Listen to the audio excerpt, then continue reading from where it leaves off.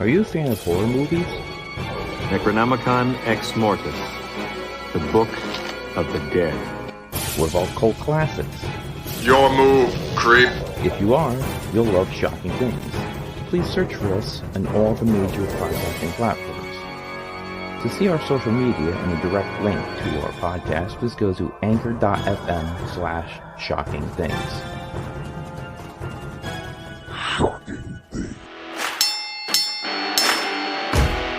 Tracy Smothers, Harley Race, Tim Storm, Bushwhacker Luke, Bobby Fulton.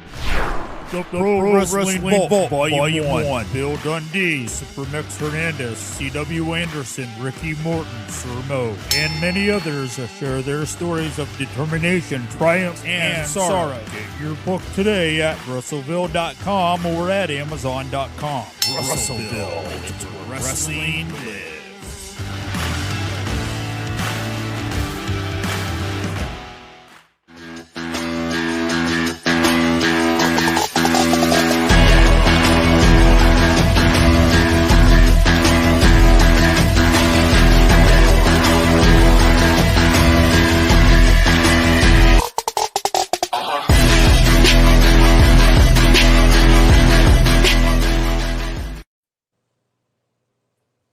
What is going on, everybody? This is Rick from the PWZ podcast here today with the Guardian of Chaos, and we're going to be talking about Paradise Alley's Point Blank from this past Saturday. How's it going, Big Daddy? Welcome to the Chaos Lounge, Professor. It's great to be here on the PWZ, and what a weekend it was down at the Paradise Alley Professional Wrestling Training Facility. It was a night of returns. It was a night of championship changes. It was a big night. So to be here live with you, this was spur of the moment. This was very impromptu. This is breaking news. So that's why we felt like, we conferred just a few minutes ago and we threw it together. Well, actually, you threw it together. And here we are from the PWZ and Lounge. Point Blank. Professor, let's get rolling, baby. Man, this was a really, really fun show. I really had so much fun. Sitting ringside, it was match after match that was just phenomenal. My kids enjoyed it. I brought my boys, and they said that was probably the best show that they've been to in that building. Well, I'll say that to say this, Professor. I was ringside. I was with Talkin' Tommy Sabin, my broadcast partner at Paradise Alley. I was conferring with Matt DeCourt. I was able to talk to the owner of Paradise Alley, and that's the legend, the veteran, from 84 to 92, Mario Mancini, and of course the return of a second-generation grappler, Mr. Paul Perez. To be able to see Paul, it's been a long time. He looks tremendous. He looks like he can get back in the ring. I wonder if Mario and Perez maybe bring back Roma and Big Steve, and we can get old school back together and maybe get a little legendary championship run at Paradise Alley, Professor. I tell you, that would probably be a lot of fun to watch. I'd love to see it. As you said, our view from ringside, there were a lot of people in the crowd. What I did notice at Point Blank, Professor, there was a lot of media there. There were a lot of photographers. There were a lot of people filming, a lot of people in the crowd. It was jammed to capacity. It gives you that old TBS Super Show 605 feel down there at Paradise Alley. And when you jam in 40, 50, 60 people into the capacity of the building there at the training facility, it literally sounds like it's an unbelievable TV taping.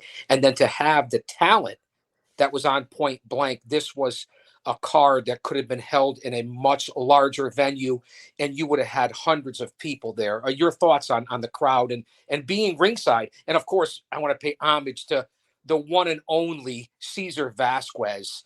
To see him at ringside and his photography work and what he does for Paradise Alley, and then his work in general, it was great to see Team CC and CC herself and Cesar at ringside. Your thoughts? Like it was probably one of the best crowds there in quite some time. Very electric. They were into just about everything they saw. It was a lot of fun. Yeah, they were just a very loud crowd, and that's always a good thing at a professional wrestling event.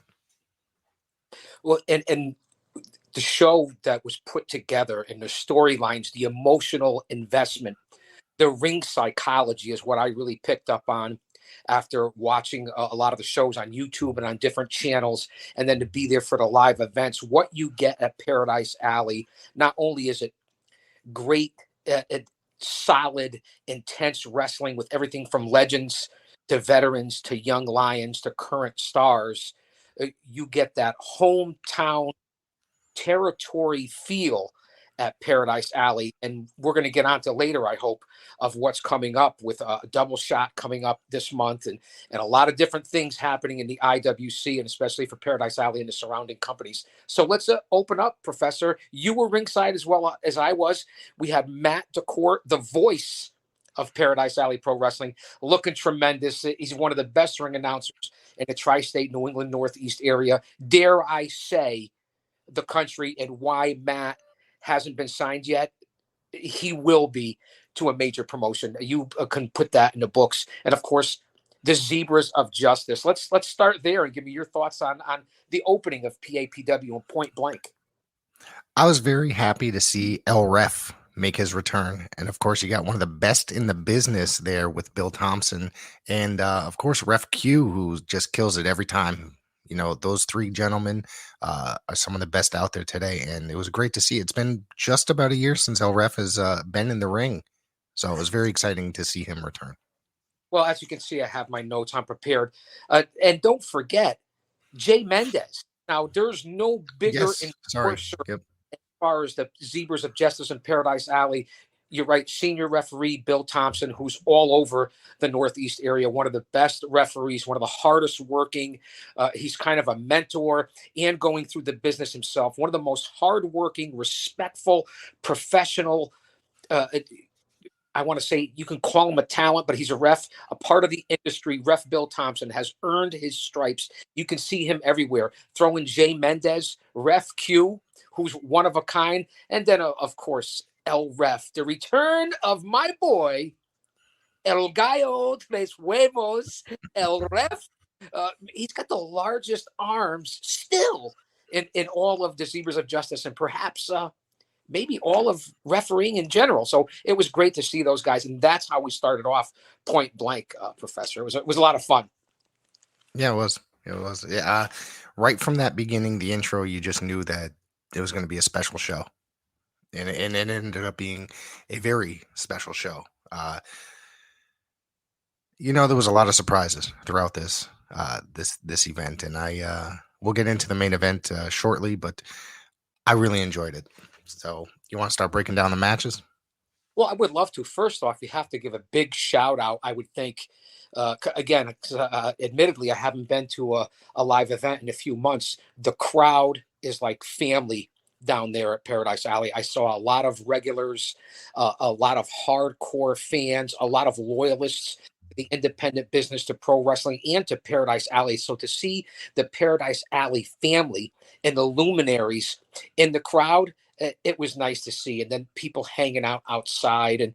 And I believe the opening match, and again, we put our folks together. This was impromptu. So thanks everyone for being here live, no matter what social media platform you're on, and follow the PWZ. The Professor is one of my go-to podcasts for information, not only in Paradise Alley, but in everything in the IWC. So thank you for the opportunity, Professor, to give me your platform to share along. So we opened up with what I considered a solid bout between new school and old school. Let's take a look at hardcore beast from New England, Bull Dread, and Zachariah Gibbs, who still, you can't say green about Zach Gibbs anymore. He may be a young man in his early 20s, but Zach Gibbs has been in the business, Roma trained, Mancini brained for quite some time now, and has gotten in the best shape of his life, more aggressive. We're not on Rum Springer anymore, Professor. Okay, we're not sipping cocktails, going out to the Bunny Ranch and hanging out wherever Zach Gibbs was with the pineapple. He's back and intense, heel personified. We got into a little beef there at ringside, but listen, all due respect, props to Zach Gibbs and his return, and then to go against a 20-plus year vet who, as I said to him in the locker room afterwards, it looked like he was having fun. Yeah.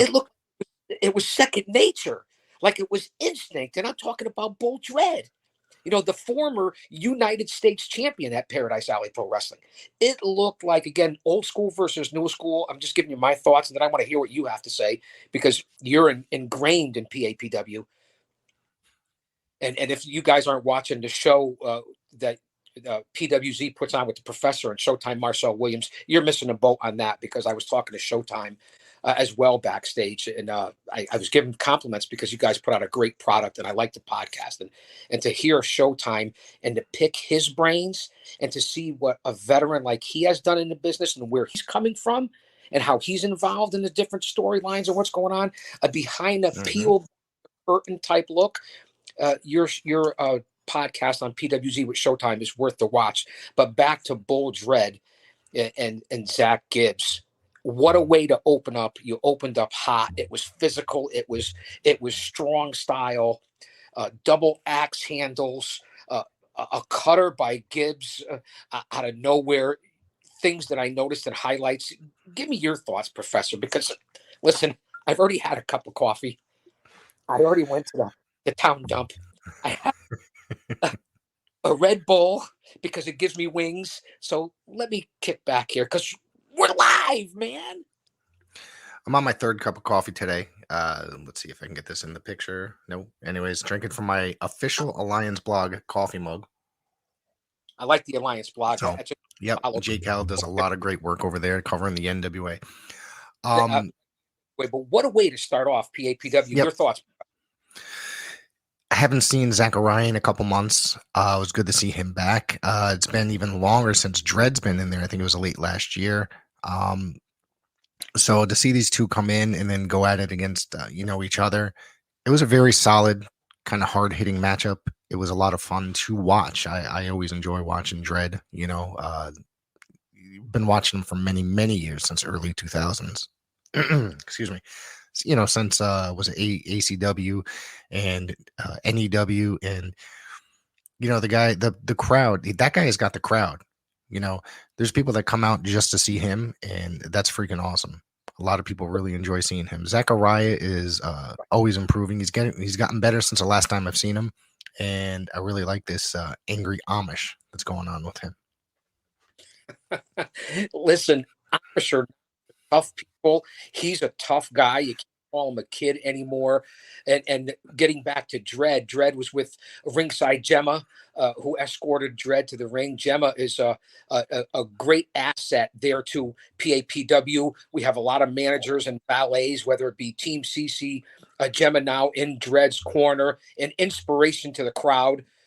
And Dread is just a solid grappler. You could see, like I said, I'm repeating, he was having a lot of fun, but you can't take Gibbs lightly. A couple things that stood out to me between Gibbs and Dread, who, like you said, has the following locally. The cutter, I'll call it a cutter. You want to call it a stunner that Gibbs hit on Dread. I thought that was it right there. I thought Gibbs had Dread. What an upset would have been. It would have been. But let's face it, Gibbs is used to upsets. He upset the legend, the owner of Paradise Alley Pro Wrestling at the Mohegan Sun. So Zach Gibbs, that's why I say a man in his young 20s, hung out with Roma, trained with Mancini, has already been on the big stage, perhaps one of the most underrated talents in Paradise Alley Pro Wrestling. And I'm going to say that to say this. Dread went over, but a hard-hitting match. And Dread, what do you call that, Professor? From what I noticed, because I went back and I checked it, Dread got Gibbs up into a backbreaker position. I thought it was going to be a Samoan drop, to be quite honest with you. And then he spun him around and hit him with the forearm blast that it looked like it took off Gibbs. Give Gibbs credit. He's got a jaw like stone to take that. But that was the coup de Gracie. Put it in the books, and Dread pinned Gibbs. I'm not sure what that's called, but it is a really good maneuver. I thought it was. Sure. I really did. I'm sorry. I thought it was going to be a drop. No, it's okay because I'll. Yeah. And then I was impressed with Dred's ability physically because, again, both Mhm. men, old new school, have lost weight, both in great shape. And then the running double axe handles that Dred hit on Gibbs also was nice. So this was a solid match. Again, I don't know what they go 8 minutes, 10 minutes. Something like that. Yep. Open up a good way to start off Point Blank. Yep. Yeah, it was a lot of fun to and the crowd reacted to everything. They enjoyed the entire thing. So The crowd was that's hot. always a plus. Yeah. Per- Throughout the Perfect, whole show. perfect for you, perfect for Facebook. And Yeah. again, I don't want to get too crazy here. We'll continue because I just a couple of points I wanted to make. But continue, Professor. Well, in the next match, Jarrett Diaz defeated Sunset Steve and Mark Alexander in a triple threat. This match was fire. This was a great match. Sunset Steve is always improving, as is Mark Alexander. Jarrett Diaz might have a little bit more experience than the two of them, but these guys are really killing it. The three of them out there. Fly Nine Noriega is in the chat. Sunset Sissy. Oh man, let me put that up on the chat. Hopefully, Fly Nye. Listen, Fly Nye's gangster personified. He's no one to trifle with. Hey, Fly Nye, stick around, my friend, because we'll get on to you're here covered in the notes too. And I know that you hang out with Greg Baylor, and you don't want to be trifled with. We'll give you your credit. So thanks for hanging out here. But back onto what you were talking about. First off, it was El Ref's return in this match. We're talking about it was a night of returns at Paradise Alley. This was the returning for El Ref, referee for the Zebras of Justice. He looked great. When he hits the canvas, I feel like with the size of his hands and how hard he hits the canvas, El Ref, that he's going to go right through it. But yeah, what an unbelievable barstool athlete hanging out with the bodega boy. No me joda, marico, muévete culo. I don't want to offend anybody. Mira, Jarrett Diaz is just hanging out on the ropes. I took a photo of it and put it on social media. Let me tell you something. Diaz is in great shape. Sunset Garcia has come such a long way in a short time. He's in fantastic shape. All three guys. Alexander's in great shape. And for that to be a triple threat and be the second match to follow a traditional hard-hitting, strong style opening with Dred and Gibbs and to lead into a triple threat. All three of these guys. Now, if I'm not mistaken, Diaz has been around the way. He's worked for a lot of different companies. Again, Barstool Sports. Was he on AEW Dark as well? Have we talked about that? that part I cannot answer. I am not sure. Not if he's sure been about there. that. My research. I don't want to. I don't like to be first. I like to be right. But Alexander looked fantastic, and Sunset Steve. What stood out to you, Professor, in this match? And I'll tell you what stood out to me. It was just a good, quick-paced match. There's a lot of really good spots. It wasn't overly crazy. This was just done really well. It was really action-packed. It kept my interest the whole time. I went back and watched it. Then after I got home, I threw it up. I filmed it and I don't know, man. Between Sunset Steve and Mark Alexander and those two, I've seen just improve over the last few months and get better and better. Those guys are really great, and they have a bright future ahead of them. The two of them. Well, a fast-paced style, no two ways about it. All three guys obviously know one, well qualified, well versed in their tactics, high impact maneuvers. Jarrett Diaz did go over. Now Diaz pinned Alexander, and I would call it an alligator roll. These guys want to. I said these guys. They want to call it a twist of fate, maybe. When Diaz Alexander. And another thing that stood out to me with Sunset Steve, who I had a chance to talk to backstage as well. A very approachable guy. I like the way he handles himself. His power bomb out of the corner on Alexander was another maneuver that really stood out to me that was high impact. And now we know that Greg Baylor, who people want to consider him a rookie, but he's had an impact. And where Fly Night comes around, he's also sticking his nose in people's business and creating a lot of heat at ringside with Baylor and his group of thugs. If you and Fly Night, that's just a term of expression. Not that I give a fuck. It is what it is, but I respect everybody. So that's what stood out to me. And Diaz to pin Alexander. Sunset Steve, what does he lose in this match? Nothing, in my opinion. He's got to keep his head on a swivel because he doesn't know who he can trust in Paradise Valley. Your thoughts on I know you said it's entertaining. Where do we go from here with Sunset Steve, Alexander, or Diaz? Because It's interesting to Alexander's been see. around, you know. Yeah, it's interesting to see where it's going to go with Baylor because Sunset Steve has had his trouble with Baylor over the last few months, and now Yeah. Noriega is in the situation. Inconspicuous by his absence was Mickey Biggs, the manager of Gregory Baylor. You're correct about that. I saw the videos and the vignettes. I had a chance to talk to Baylor backstage as well. Again, very approachable at Paradise Alley. All of the talent, all of the family and friends, of course, the Paradise Four. And you're right about that. I want to give my prayers and thoughts out to Mickey Biggs because I know he's having a couple of health issues. I know he posted something on social media, so I can't really speak for the mixer, but our thoughts and prayers are with Big. And we hope we he will be returns. talking about that. We'll be talking about that this Wednesday. He and I, Mickey and I, do a podcast every Wednesday talking about the NWA and much other things, many other things. So we'll be, I'm sure we'll be talking about that this week. So stay tuned, everybody. Wednesday night around 9:00. Okay. Well, that's good to hear because Mickey's a stand-up guy. He's been around a long time, and again, our prayers and well wishes to Mick. So you're right, Rick, because professor, if you will, you have been ringside for all the shows. You don't miss an event.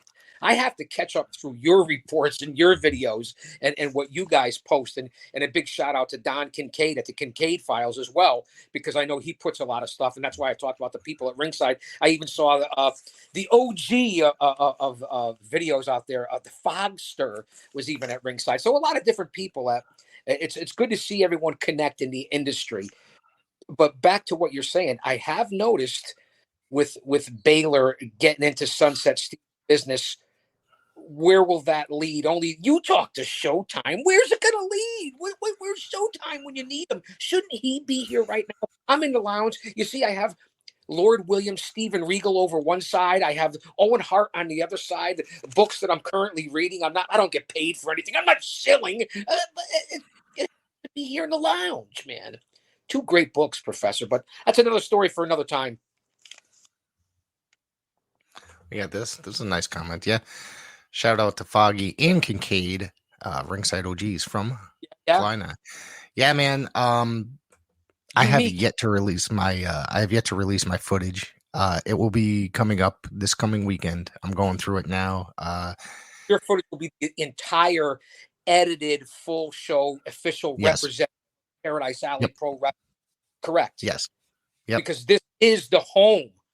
Make no mistake about it. This is the home of Paradise Alley Pro Wrestling. The PWZ podcast, not my home, not the Chaos Lounge and Chaos Corner. It's the PWZ. Come on, guys. Pay attention. What was next here, Professor? The third Battle Academy? The tag team championships, the Hispanic Mechanics defeated Sean Knight.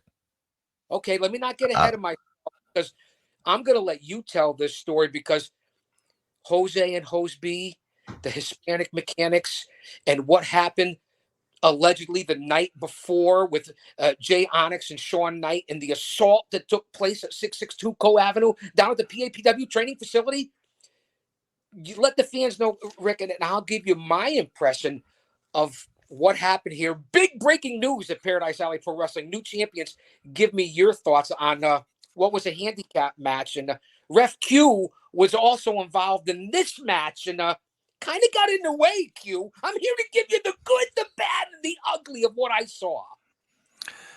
Well, of course, I think the video, did it go up the night before or in the morning that some two masked assailants attacked Jay Onyx and kidnapped him. So he was not able to be present. Sean Knight came out. He had both belts with him. He put up a hell of a fight, but it was just too much against the Hispanic Mechanics. And he ended up taking the L. And we have new tag team champions. Well, I'll say that to say this again because I tell it like it is. here on the PWZ.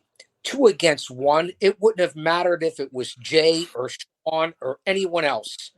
Who's going to beat the former Team España, now the Hispanic Mechanics, who has been a thorn in the side of every tag team title holder in Paradise Alley Pro Wrestling?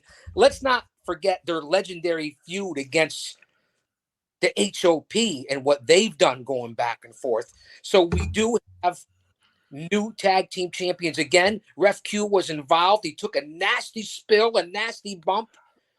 The belts were used, involved. There was a lot of chicanery in this matchup. I didn't see that.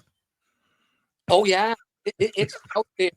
Trust me when I tell you. I was ringside. And Professor, you know what I'm doing at ringside. You're too busy filming things, Professor. No, I saw it. I'm kidding. New champion. Congratulations. But it's under very tough circumstances here. And where do you think we go from here with the 8? And where the hell is Jay Onyx? Where's Jay? He's probably still in the trunk. I don't know. After the match, they admitted that it was them. Yeah, so we'll have to see where this goes. Obviously, I believe that the Haven are going to get a match coming down the road. Probably maybe Power Play. We'll have to see. And then don't forget, there's also the Cadillac Ranch in June. So there's either one of those 2 events. I have a feeling there will be a rematch. Well, we're getting a little ahead of ourselves. The Cadillac Ranch. You're right, but hey, listen, it's your show. Who am I to say anything? I'm what Professor. Let me have another clip. I was hoping, and thank God we didn't have any technical issues. So I appreciate that. Not yet. It's still early. It's still early. So let's not forget. Going next is we had 2 youngsters. Lorenzo Vendetta of the Battle Academy took on Mills Hendricks. I've said this many times on this show. Mills Hendricks made his debut last summer for Paradise Alley.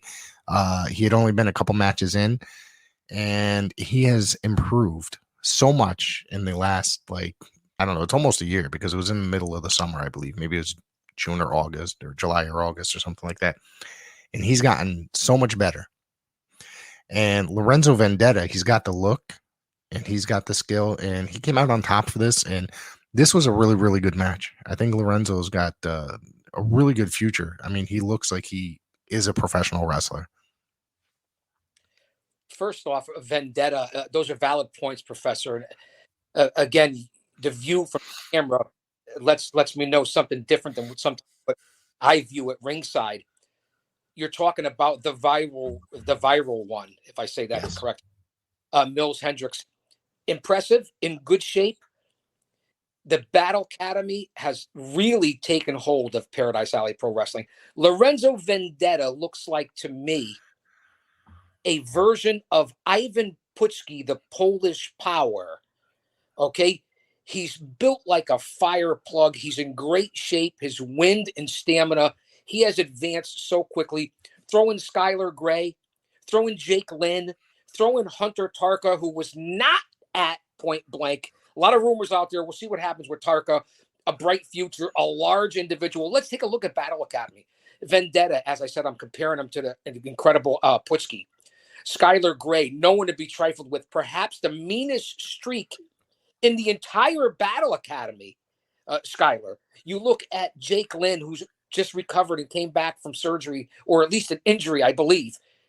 This dude is what, 6'4", 240 pounds, 250 pounds? Hunter Tarka, what is he, 6'3", 230 pounds? I mean, the Battle Academy, and then throw in the leader, the Red Lion, and we'll get on to that.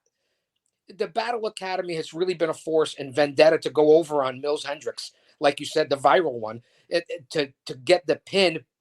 Now, this match, I believe, went about 10 minutes. Jay Mendez was the referee. Very impressive win by Vendetta, and I nothing but a bright future under the tutelage of Chris Battle and what he's done with the Battle Academy at Paradise Alley Pro Wrestling. Yeah, absolutely. And let's see, we went to a returning RJ Rude. He beat Greg Baylor. I had a chance to talk to RJ, the pop punk kid. Again, a night of returns at at Paradise Alley, Point Blank, to see RJ Rude back home where he belongs. He looks tremendous. He was in great spirits. The positivity and the enthusiasm and the professionalism oozed off of RJ Rude. And to see him back and then to see him perform against a rising star who really, Mickey Biggs aside, has gotten under the skin of the Paradise Alley Pro Wrestling fan base and then throwing Fly-Nye. Yeah, he's building himself a little bit of a stable. I was impressed with Baylor. He pulled off some maneuvers, a beautiful power slam, a cutter / stunner himself on RJ Rude, who, listen, RJ, the flying style, flying forearms, the super kick. And we go to the finish too, Professor. What would you call it? The super kick from RJ is unbelievable. But the pinning combination, front face buster? I don't think I've ever seen that before, but that's it was pretty interesting. I quite enjoyed that. Yeah. But this match, this was as good as expected. I thought it was a very good match, and yeah, that's pretty much it. Yeah. Baylor's advanced fairly quick, and his vignettes are very entertaining. He's quite the character. Ref also on this match. You're right. To see Baylor go this long with RJ Rude, again, who looks like he was having a lot of fun out there. Baylor held up his end, a little interference. Now, wasn't there an attack at the end of this bout as well, if I'm not mistaken, Professor? Yes, I believe there was. Yes. Fill me in, because my mind is like a lazy Susan. It'll come back around. I mean, I said before, I have amnesia and deja vu at the same time. That part I'm actually trying to remember was the very end. I thought I had it here at the very end. I'm drawing a blank on that one, but I believe that Steve got involved, and there was a fan that tried to hold a chair back from Greg Baylor. I don't know if you caught that part when he was trying to get in there. Distracted at that point by the Amish talking Tommy Saban. If you saw him out, the Amish. Yes, talking. I do. I saw the pictures. Yeah. All right. So, Professor, what's up? Do we have a lag here on the PWC? I think so. And there was definitely a truck that just drove by, so I apologize. Oh, man. Steve was laid out looking at the lights. Wow. Yeah. That's true. Yes, it was. Now it's coming back to me. Yep. He ended up laying out. He was not upset. He almost looked like he shoved the referee at the end, too. So it looked like he was frustrated as well. Thank you, Fly-Nye, for talking Tommy coming back, Professor. That was my original question. Sorry about that, man. I couldn't. I didn't. You dipped out for a second. There is a little bit of a lag, I think. But Talking Tommy's got to come back soon. Yeah, we got to get him back on here. Hopefully, maybe for one of the bigger events that are coming up soon, we'll have him on here. And don't forget, episode 200 is coming up soon, so there's going to be a huge show. Yep. Let's get into the main event, because this match is a 4-way for the PAPW Championship, Matthias's Heavyweight Championship. This match was amazing. The Uruguayan sensation. Chris Battle is your new Paradise Alley Pro Wrestling Champion. Anybody that was in the building heard me pop. Yes. I was shocked. You can even hear it on my video yelling, "Holy shit," because I did not expect that third tap on the freaking mat. That's something that I really wanted that to happen, because I think that Battle is a phenomenal performer, yet I'd never actually expected that to happen. So when that the third slap to the mat happened, I just was like, oh my God, This was a phenomenal match. It was not terrible by any means or boring by any means. It was fast. It was quick paced. There was lots of really good spots. Bloodsaw,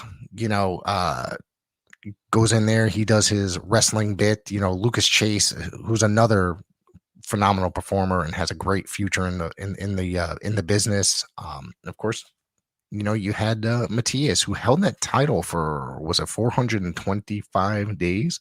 We got Don Kincaid in the chat. I am putting that up here. Mouth open, eyes wide Don open when that 3 count happened. Hello, Kincaid. Thank you for tuning in, my friend.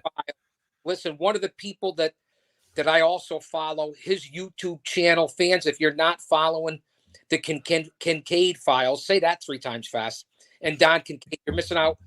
One of the top professional journalists, a little goofy, a little spacey, a little out there, but nobody covers. A little bit of an antagonist, maybe, Don Kincaid, but nobody covers IWC. Hold like on. Let me just focus here a little bit. I want to show this is for Kincaid here, my brand new shirt that I got here. See? So that's for you, Kincaid. My wow, rescue shirt. Matthias. What's it? No, it's my Ref Q shirt, and if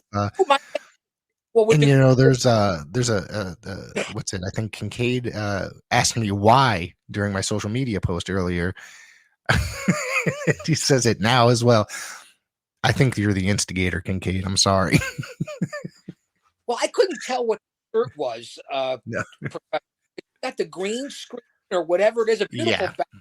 But unlike me, I'm raw, unscripted. You don't want to see my racks of shirts hanging up in my office, do you? This is what you see. I can't see what looks like an entranceway, nice bright lights, a curtain in the back.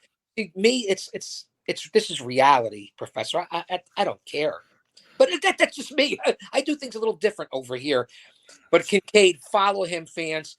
Again, one of the people out there that's unbelievable, along with the Professor. And we get on to the main event, the different things. Before you get into that, let me just tell everybody here that's listening, watching, etc. Kincaid does a terrific job of documenting the whole Northeast independent scene between Massachusetts, Rhode Island. I know you've been to New York a few times, and I think he was recently in Maine. He does an amazing job. He films everything, so sometimes he's the only camera in the freaking place. So if you want to view great professional wrestling or anything independent wrestling out of the Northeast, go to his page. He does interviews with a lot of people, which is just, awesome. So always entertaining page. Sure, a banger. Let's get back on to the main event. And a big shout out to his lovely lady, who I've seen perform for Shut Up and Wrestle and other different organizations, maybe Test of Strength, as an up and coming ring announcer. Cindy, you keep doing your thing, man. You and Kincaid could be the next power couple in the IWC. What do you think about that, man? How about that? No, they're both awesome people. It was great to see them both in the arena on Saturday night. Again, PAPW and the whole New England tri-state Northeast area, not only a hotbed, but we're like family here.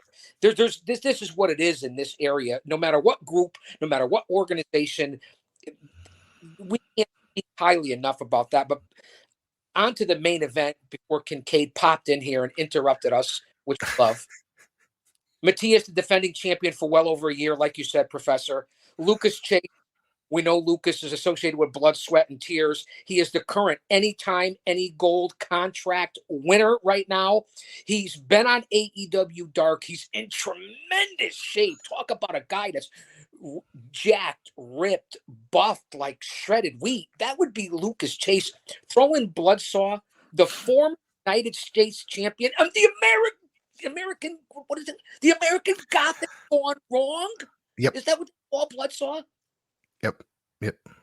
And then, of course, the Red Lion, the mentor and the leader of the Battle Academy, Chris Battle, former Alley Fights champion.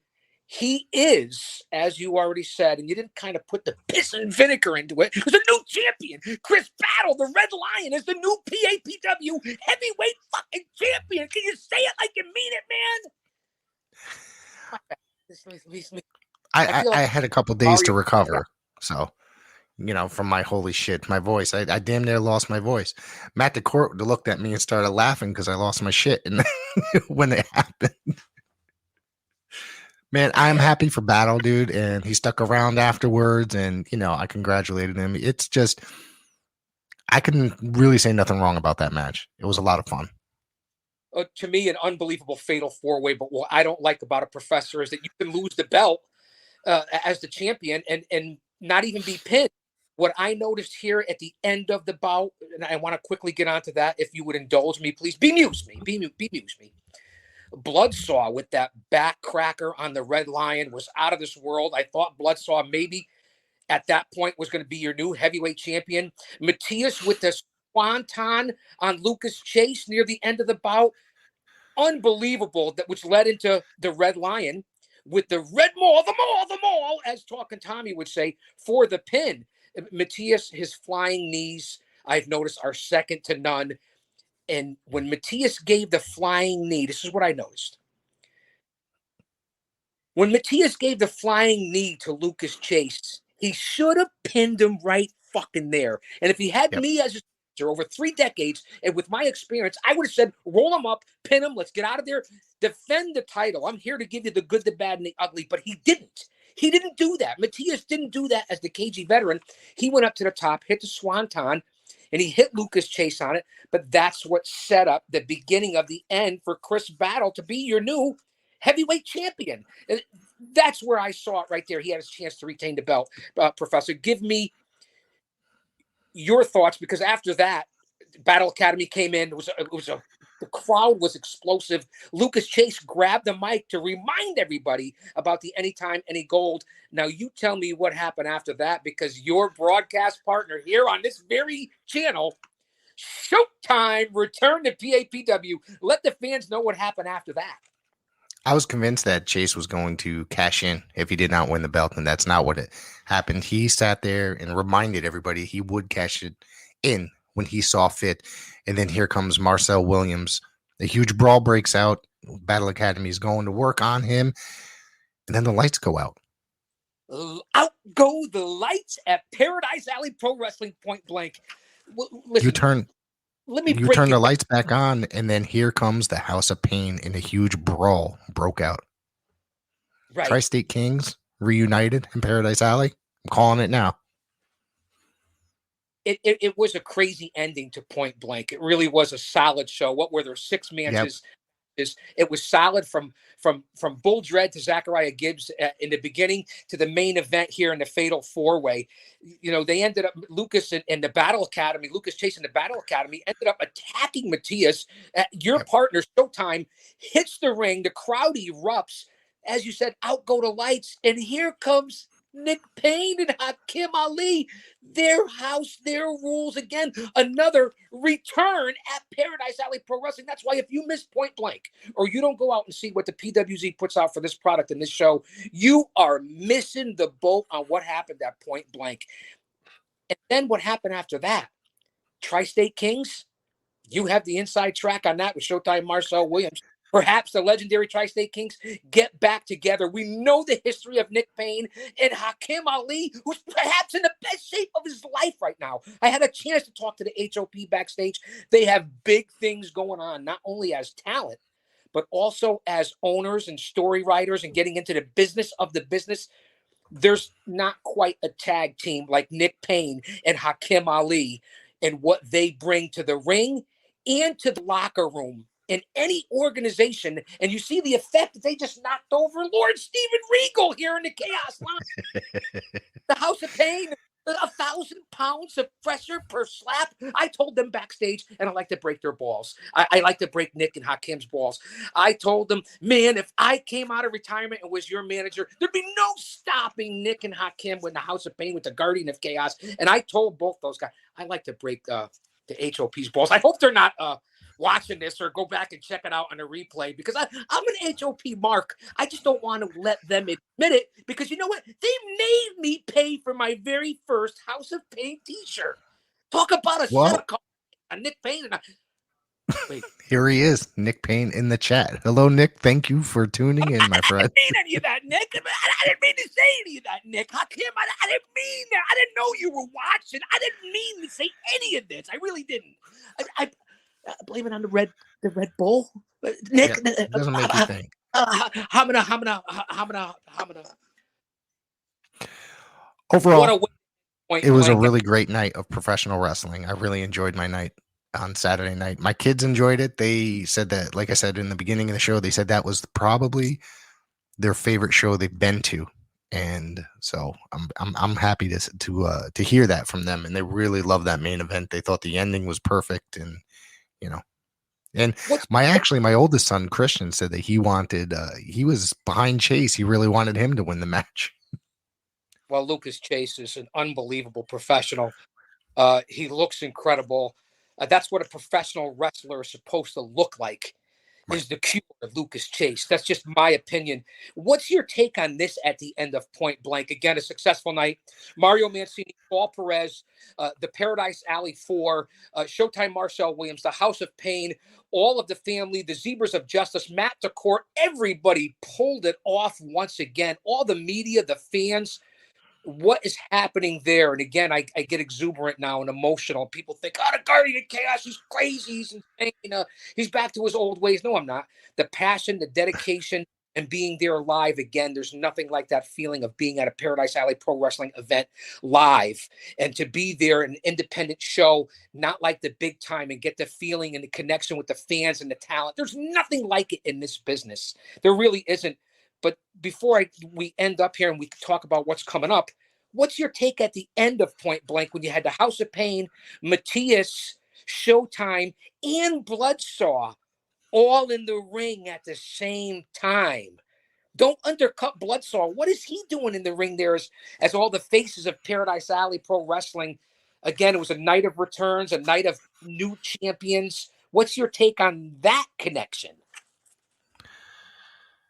My prediction going forward is maybe, possibly, I don't know this for certain, maybe an 8-man tag going down the road.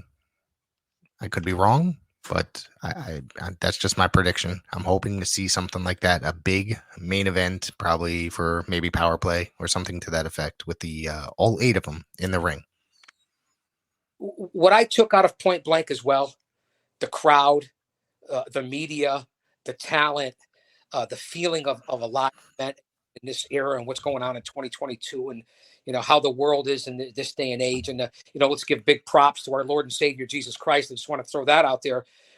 But to be there with your family and all that once again was just an incredible feeling, and what these talented athletes go through day in and day out, and what Paradise Alley is providing, and what I took out of the live event and what's coming up, Professor. Let the fans know what we have coming up now, moving forward, as we're here in May. What's going on with Paradise Alley Pro Wrestling? Big news besides new champions and the Hispanic Mechanics and Chris Battle. Next weekend, the 13th and 14th, the double shot for Alley Fights. This will be a TV taping. This coming weekend, tune in. There will be the matches from Point Blank streaming here on PWZ.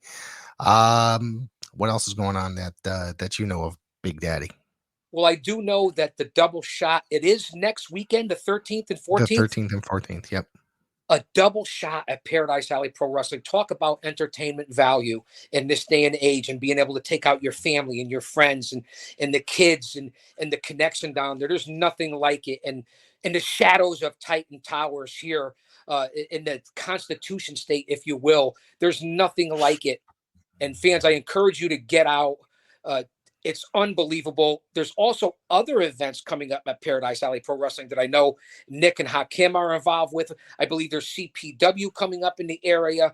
There's another event. That's Friday. Yep. What do you have this there, coming Friday is the Coliseum Pro show in West Haven, Connecticut. Yes. Yep. This coming Friday. I can look it up right here. Like I said, we talked about it last time, you and I. There's an 8-man tournament for the championship. Yeah. And then so it's got, let me see, Brother Greatness, Dan DeMann, Lorenzo Vendetta, Lucas Chase, Kylan King, Flash, Sebastian Cage, and Mantequilla, all in a tournament to determine the very first Coliseum Pro champion. That's this Friday. We will be talking about it probably Friday night, Saturday morning, whichever. That's unbelievable. Now the double shot for PW coming up next weekend. In June, there's some huge events, and I know we covered it the last time that I made my return to PWZ. It had been 7 months, and to be back here for a second chance so quickly and to cover PAPW. I greatly appreciate that. I'm humbled by that, and I certainly consider it a blessing for everyone out there as well. We have Power Play coming up, and then the big one, Wild Wild West, Armageddon, so to speak, at the Cadillac Ranch on June 29th. What do you have as notes? I know we covered it. We're going to be back, I'm hoping, to preview Wild Wild West at the Cadillac Ranch before we get to June 20th. That's Wild Wild Wrestling.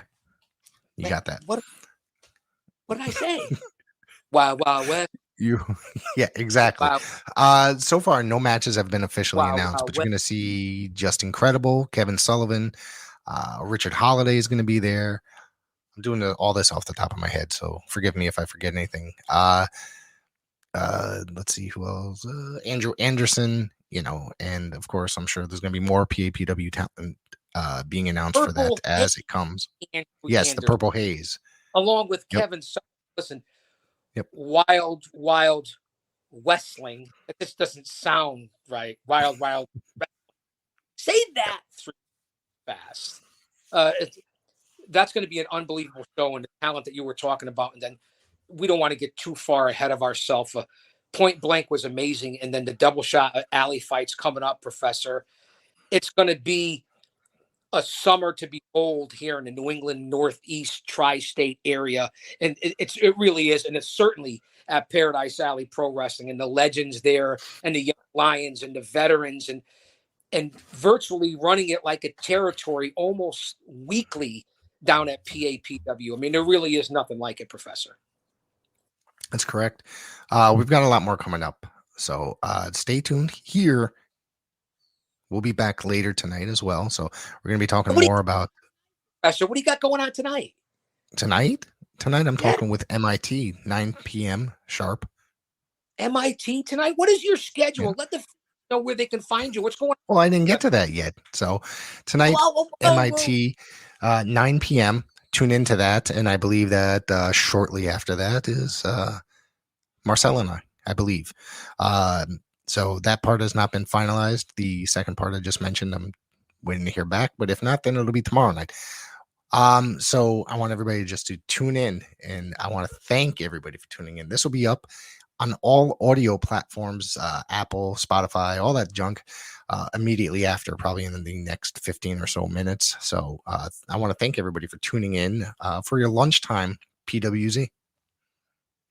Unbelievable, Professor. Thank you for having me here. Thank you, fans. Always. Follow me on media platforms, and you know what they are, at Big Daddy GOC on Twitter.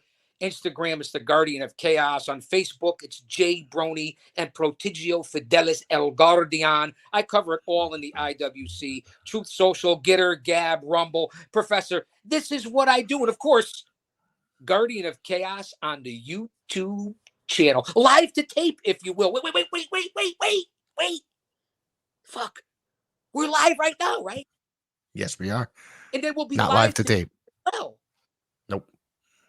We are live. Wow, we are live, but this will go up and then it'll be taped so you could watch the replay, right? Exactly. This will be immediately streamed right away. So for anyone out there that's watching the replay, smash that like button here at the PWZ. And I guess we are live to tape as well. Thank you, Professor. Give us a review. Give us a review on all Apple and Spotify. That helps us a lot. It helps us making it easier for people to find us.